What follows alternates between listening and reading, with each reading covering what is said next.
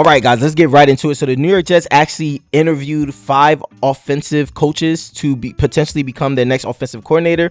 And my gosh, it has been so much things have been going on within the last few days. So it's really exciting, but I'm really hoping that at the end of all of this, as crazy as it's been, that we do see a productive season. Just to provide some hope before we get into these offensive coaches, right? As a Jets fan, right now, I know it feels really, really bad, but I must say, usually from my experience of being a Jets fan, usually when it feels like this, something good is around the corner, right? What goes up must come down. What comes down at some point has to come up, right? I hope so. But at the end of the day, I want to talk about some of these coaches that the New York Jets interviewed, because I believe in my opinion, they interviewed like 3 different bucket tier of coaches. They interviewed some veterans, a very, very run heavy coach, which we'll talk about a little bit, and then some like kind of like young up and comer quarterback developers / young up and coming coaches. But I'll start off with Darrell Bevell. He is with the Dolphins, and I don't know what's up with the Jets and the Dolphin staff. Like I don't get it. But they interviewed Darrell Bevell. I know he had some time as the Seahawks offensive coordinator. He was with the Vikings, the Lions, the Jags. He has a lot of experience. He did have that run with the Seahawks where he had a productive offense, and he's very play action, so he does rely heavily on the run. I feel like Aaron Glenn is kind of stuck. He has his vision of what he wants the offense to look like. It's clear he wants to build through the run, and you could kind of see that with the coaches that he is interviewing. So again, with Darrell Bevell, a lot of play action kind of stuff. He would come to the Jets because he obviously would like the ability to call plays again. He's a veteran coach, so I mean, I'm not extremely excited when I hear about him. I don't want to say he's outdated, because you don't know what people can do, but he's a viable option. He is someone that has been around the league for a long time. He has seen quarterbacks develop. He's worked with Russell Wilson back in the day. He established a good run game with Marshawn Lynch and all of them. So, I mean, maybe there can be some success there. And yeah, we also interviewed Ronald Curry. So he is the more of the quarterback developer. He's been a quarterback coach a lot. So he was a quarterback coach with the Buffalo Bills. I know that he also has some experience and some connections to Sean Payton with New Orleans. He was the wide receiver coach and also a quarterback coach over there. And yeah, I believe him and Aaron Glenn know each other. I don't know if he is an actual hire. I don't want to just say he's a Rooney Rule candidate, but I don't know. At the end of the day, we'll wait and see. One thing about him that is positive is that he's been a quarterback coach a while, so I could see if we draft a quarterback, someone like this being able to help them out, give them the ins and out, develop them. I mean, I would hope him being a quarterback coach this long, he would be able to develop a quarterback. So I guess that is the upside with him. But me personally, I would prefer a more veteran coach. I would prefer someone like Darrell Bevell or Frank Reich over someone like Ronald Curry. But we shall continue. Again, Frank Reich.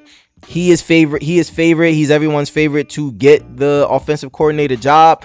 But the reason why I'm making this video, even though they're doing interviews and a lot of us believe that the coach is going to be Frank Reich, is because a lot of people believe that the coach was going for the defense was going to be Wink Martindale, and we see how that went. So you never really know. As far as Frank Reich, I know he didn't have a great stint as of late in the NFL when he was with the Panthers and such. But at the end of the day, when he was calling plays in Indianapolis and he was calling plays and not calling plays, but he was working with the Philadelphia Eagles and helping them out when they went on their run, and they had Carson Wentz and then they had the Nick Foles Super Bowl and the Philly special.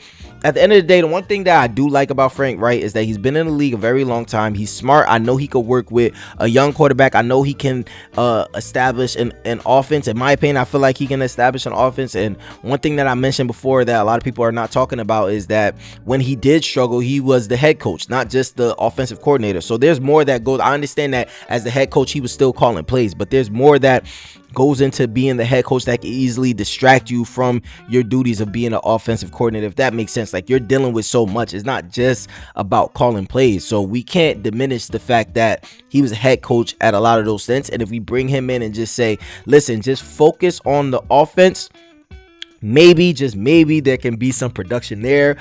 He's shown the ability to be creative with the Philly special. He kind of has like some RPO stuff, so I could kind of see that working out in our favor. And I'm starting to lean and get warm towards Frank Reich. Anybody that hates Frank Reich, don't say anything bad inside the comments, because I'm trying to feel happy about this team, okay?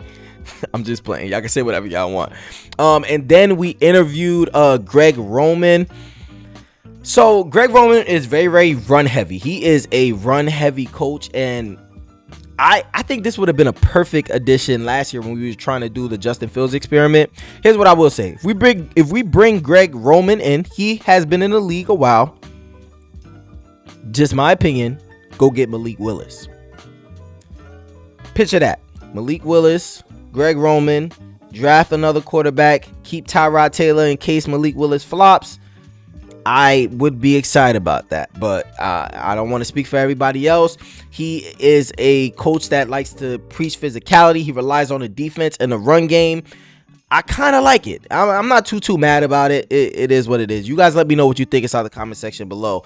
And then I don't know how to pronounce his name, last name Wells, Lunda Wells. He is the Cowboys tight end coach. He was also the Giants tight end coach. This is just a young candidate who I don't feel like has a great chance of getting the job. I know he had some other offensive coordinator interviews, so he's a young up and comer that a lot of people are talking about, that he's promising. I just don't know if Aaron Glenn is now focusing on a defense. If you can trust someone that this is their first time calling plays, their first time running the offense, to completely be the head coach of the offense. So I don't know how that will work out. So outside of all these five, my favorite is the veteran coaches. Like, I would take Frank Reich any day. I'll take Darrell Bevell. And at the end of the day, Greg Roman does have his flaws, but in the right situation, I can kind of see it working out. The biggest part about this coaching search is that it tells you the identity that Aaron Glenn is trying to establish, and possibly the main disconnect that he had with Tanner Armstrong last season. Now, this is just speculation, but there were a lot of times where in like 3rd and 1 or 4th and 1, when we went for it and Tanner Armstrong called like a passing play or something like that, and the camera would go to Aaron Glenn, and you could kind of see he was agitated, like, in his face, right? I think Aaron Glenn really desperately just wants to establish the run. He wants to be a old school coach in a modern era, though. And this modern era is about creativity, is about passing concept, is about sometimes even the pass being the run with the RPO stuff, the quick passes, the quick slants, the decision routes.